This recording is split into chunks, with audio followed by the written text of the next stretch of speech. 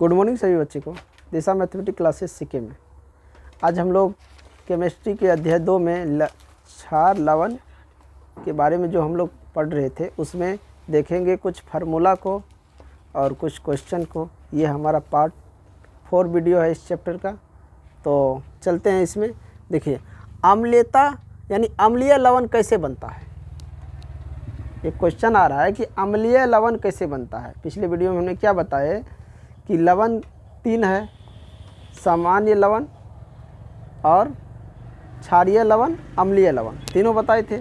तो क्षारीय लवण किसको कहते हैं, अम्लीय लवण किसको कहते हैं और कैसे बनता है, ये सब समझ गया। और सामान्य लवण कैसे बनता है। सामान्य लवण तो अम्ल और क्षार के मिलने से बनता है, समझ गया।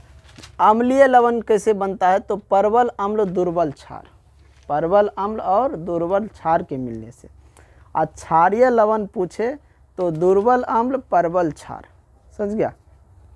यहाँ पे ध्यान रखना, अम्लीय लवण बनने के लिए परवल अम्ल प्लस में दुर्बल क्षार, और क्षारीय लवण बनने के लिए दुर्बल अम्ल प्लस में परवल क्षार, तब जाके क्षारीय लवण बनेगा। लवण, यहाँ भी लवण के प्रकार लिखा है, समझ गया। तो साधारण लवण होता है, द्विगुण लवण और द्विलवण। साधारण लवण, द्विगुण लवण और द्विलवण। साधारण लवण में क्या आता है, जैसे कि NaCl क्या है, साधारण लवण है, साधारण नमक है। K2SO4 पोटासियम जो है ये किस में आता है। उसके बाद Al2SO4 होल 3, ये तुमको द्विलवण में आ जाता है। और ये 24H2O ये भी आता है द्विलवण में।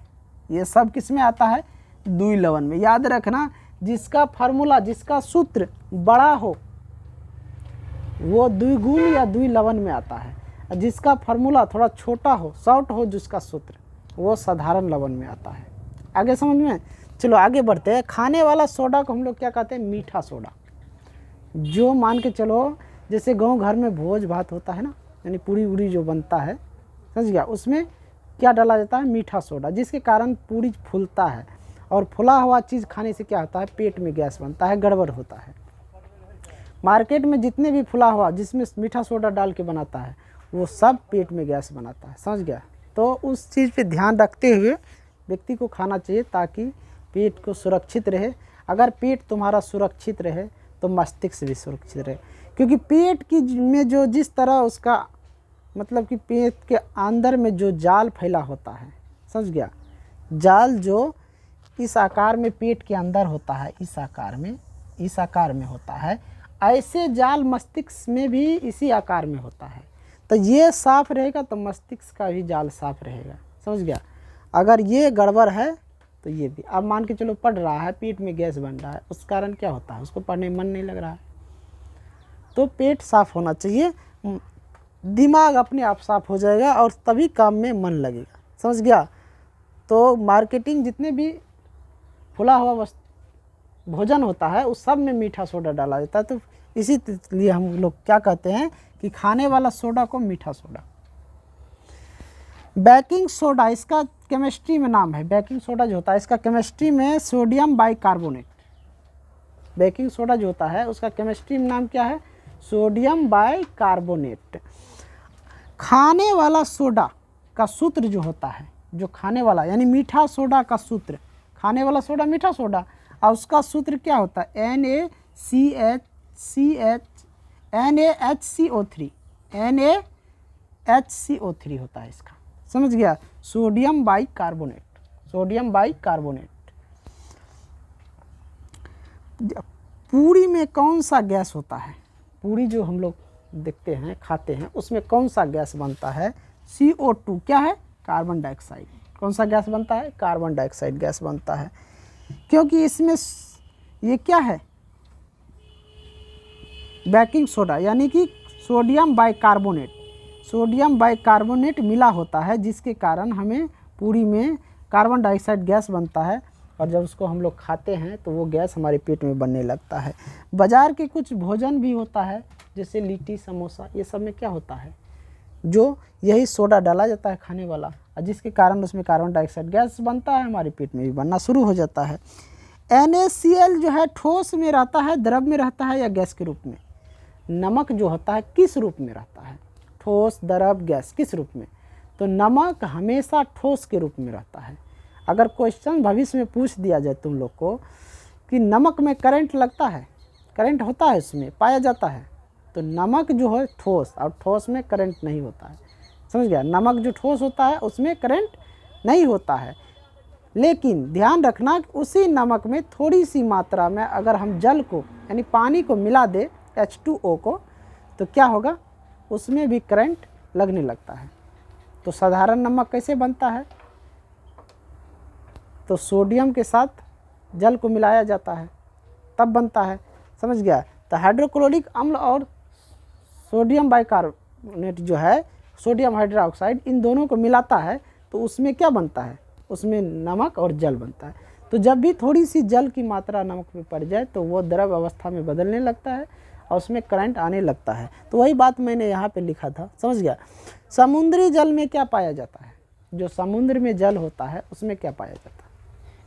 उसमें नमक पाया जाता है, NaCl। समुद्री जल जो होता है उसमें क्या पाया जाता है? नमक, खारा नमक उसी में पाया जाता है।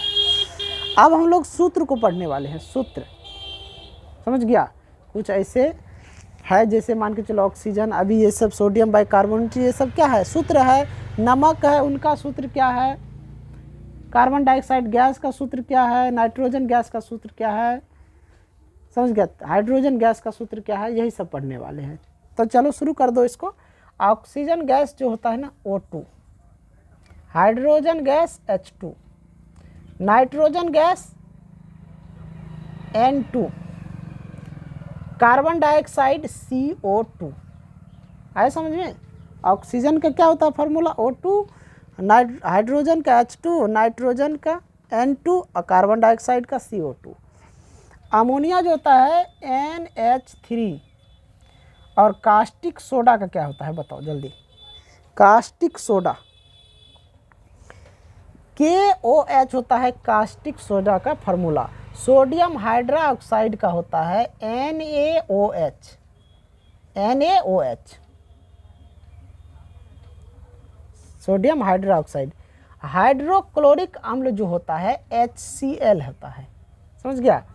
सल्फ्यूरिक अम्ल क्या होता है? H2SO4। ये सल्फ्यूरिक अम्ल है। ऐसा समझे? साधारण नमक का जो सूत्र होता है NaCl।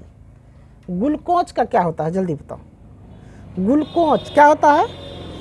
C6H12O6। वो कितना होता है? 11 होता है, याद रखना है ग्लूकोज का। वही अगर चीनी की बात करें, ये तो लगता है चीनी में आ जाएगा। समझ गया? ग्लूकोज का C6H12O6 ग्लूकोज का। वही चीनी की बात करें तो चीनी में C भी 12, H भी 12 और ऑक्सीजन 11। ग्लूकोज का सूत्र और इसका दोनों की याद रखना। ग्लूकोज सभी बच्चे को ज़्यादातर याद होगा, ग्लूकोज का C6H12O6 और चीनी में C12H12O11। समझ गया? अब आता है एक बुझा चूना। बुझा चूना जो होता है इसका क्या होता है फॉर्मूला? CaOH का होल 2। ये है बुझा चूना। किसका है? बुझा चूना का।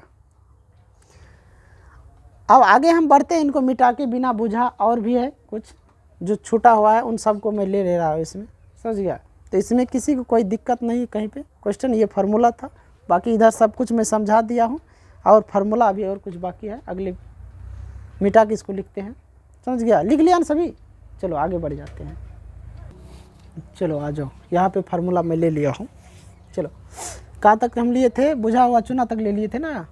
चलो यहाँ पे देखो, एसिटिक अम्ल का जो होता है CH3COOH, ये होता है इसका फार्मूला, सूत्र। समझ गया? बुझा हुआ चूना दोबारा आ गया है। बुझा हुआ चूना इसको मैं बता दिया हूँ। बिना बुझा हुआ चूना CaO, बिना बुझा हुआ चूना का। बेकिंग सोडा या मीठा सोडा दोनों एक ही है।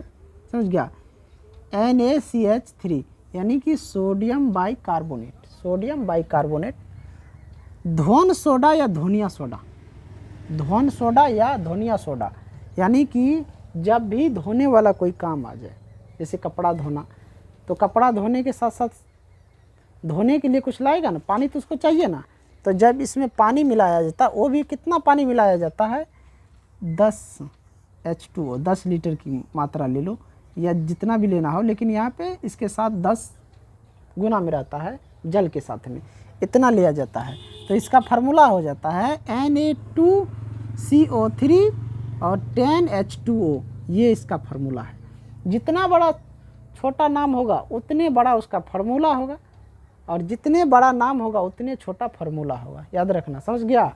तो छोटका का बड़का, बड़का का छोटका, ये लिख लेना फार्मूला में, यानी जो भी छोटा शब्द होगा उसका बड़ा फार्मूला, और जो बड़ा शब्द होगा उसका छोटा फार्मूला देखने को मिलेगा, समझ गया। आगे हम बढ़ेंगे तब तुम लोग को दिखाएंगे। तो ध्वन सोडा या धुनिया सोडा का सूत्र ये लिख लिया ना। चलो, शुष्क बर्फ जो होता है, कार्बन डाइऑक्साइड उसका फार्मूला होता है, शुष्क बर्फ का ये फार्मूला CO2। लाफिंग गैस यानी कि हंसने वाली जो गैस होता है, फिल्मों में जो मान के चलो गैस छिड़क देता है ताकि वो हंसते रहे, तो लाफिंग गैस जो होता है N2O, नाइट्रोजन में ऑक्सीजन को मिलाने से, नाइट्रोजन गैस में ऑक्सीजन को मिला देता है तो लाफिंग गैस बनता है, तो वही है N2O। भोपाल त्रासदी में कौन सा गैस का रिसर्च हुआ था?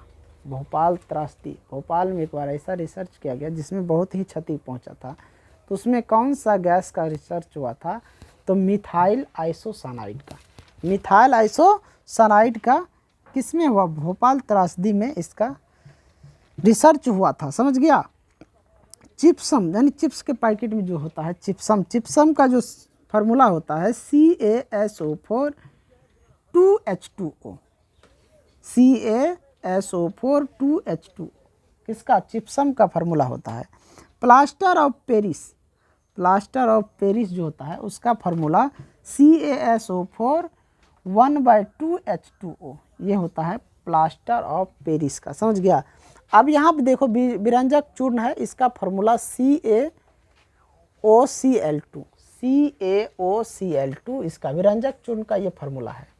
नीला थोथा बोलो या तूतिया बोलो, इनका जो सूत्र होता है, फार्मूला होता है CuSO4 5H2O, नीला थोथा का ये फार्मूला होता है। चूना पत्थर या संगमरमर, चूना पत्थर बोलो या फिर संगमरमर बोलो, इसका फार्मूला क्या होता है? CaCO3, CaCO3 इसका फार्मूला होता है। लाल सिंदूर जो होता है, लाल सिंदूर जो महिलाएं सब पहनता है, लाल सिंदूर, उसका फार्मूला होता है Hg या फिर Pb3O4, Hg या Pb3O4 इसका फार्मूला होता है। सल्फर डाइऑक्साइड बोले थे SO2, सल्फर प्लस में ऑक्साइड, ऑक्सीजन गैस, तो सल्फर डाइऑक्साइड हो गया। Chlorine gas Cl2, chlorine gas Cl2। फिटकरी जो होता है, फिटकरी, फिटकरी नहीं देखता है जो मान लो क्रीम उरीम होता है मुंह में लगाता है, तो फिटकरी का जो फार्मूला होता है K2SO4Al2SO4 × 3 24H2O, यानी जल इसके साथ 24 गुना होता है, तब जाके क्या होता है? फिटकरी बनता है, उसका ये फार्मूला होता है। दुई लवण, दुई लवण जो है उनका भी फार्मूला देख रहा है, छोटका का कितना बड़का हो रहा है, और जितना बड़ा नाम, अब सल्फर डाइऑक्साइड कितना बड़ा नाम है, कितना छोटा सा फार्मूला निकला, और ये फिटकरी छोटा सा नाम है, कितना बड़ा इसका फार्मूला है। उसी तरह दुई लवण कितना छोटा नाम है, कितना बड़ा फार्मूला, याद रखना है यहाँ पे ट्रिक, छोटका का बड़का, बड़का का छोटका, ये याद रखना। अब नाइट्रिक अम्ल जो होता है, नाइट्रिक अम्ल HNO3, नाइट्रिक अम्ल HNO3। Calcium hydroxide, calcium hydroxide इसका होता है CaOH2, CaOH2, कैल्शियम हाइड्रोक्साइड का, समझ गया। मीथेन गैस, मीथेन जो होता है उसका फार्मूला CH4। अब मंड स्टार्च जो होता है, मंड स्टार्च, इसका फार्मूला क्या होता है? C6H10O5। पोटासियम पर मैग्नेट जो होता है इसका फार्मूला होता है KMnO4, पोटासियम पर मैग्नेट KMnO4। अब देखो ये कुछ फार्मूला ऐसे ले लिए हैं जैसे ClO2 है, यानी क्लोराइड, ये क्या है? Cl, कैल्शियम ऑक्साइड हो गया। H2S hydrogen sulphide, HCN hydrogen cyanide, ये HCN hydrogen cyanide, H2S hydrogen sulphide और ClO2 कैल्शियम ऑक्साइड। और एक इसमें और हम लिए हैं यहाँ पे ओजेन का O3। तो अधिकतर फार्मूला हमने बता दिए, कुछ ही फार्मूला जो होगा छोटा होगा, किताब तुम लोग निकाल के देख लेना क्या चीज़ छूट गया है, समझ गया। बाकी जो क्वेश्चन आएगा ऑब्जेक्टिव सब्जेक्टिव मैं उनमें भी देख लूँगा। कुछ ऐसे हैं जो छूट गया है, अधिकतर मैं लिखा ही दिया हूँ, इसमें से कोई ऐसा नहीं है कि जो परीक्षा में छूट जाए, समझ गया। परीक्षा में जो आने वाले हैं उन सभी को मैं लिखा दिया हूँ। कुछ ऐसा होगा एक आध जब मान को चैप्टर से थोड़ा बाहर ले ले, होता है ना, 2-4 को बुक को मिलाने पर कुछ ज़्यादा हो जाता है। तो जहाँ तक देखा जाए तो NCERT इस बुक से मैं अधिकतर को ले ही लिया हूँ फार्मूला को, कुछ ही बचा होगा, नहीं तो मैं सब कुछ ले लिया हूँ, समझ गया। तो हमारा ये जो चैप्टर एंड हो गया है, समझ गया। इसके बाद हमारा है कार्बन और इसके यौगिक, कार्बन और इसके यौगिक अध्याय 3 में।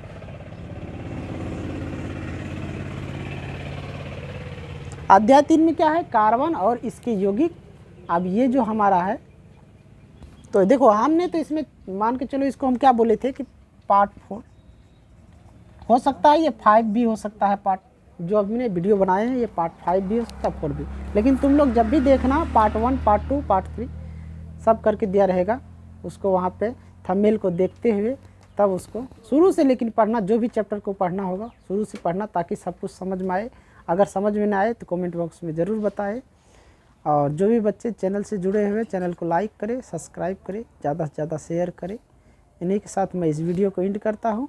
जय हिंद, जय भारत।